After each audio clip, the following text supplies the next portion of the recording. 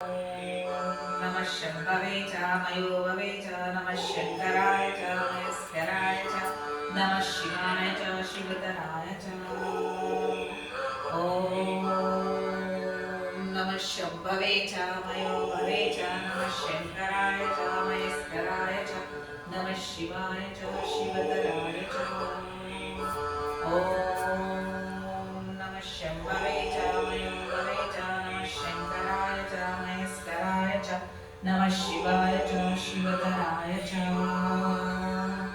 नमस्ते अस्तु भगवन् विश्वेश्वराय महादेवाय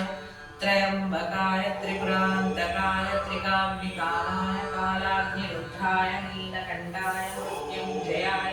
सर्वेश्वराय सदाशिवाय श्रीमन्महादेवाय नमः।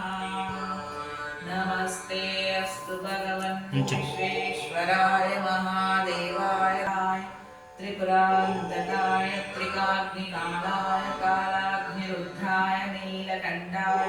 मृत्युञ्जयाय सर्वेश्वराय सदाशिवाय श्रीमन्महादेवाय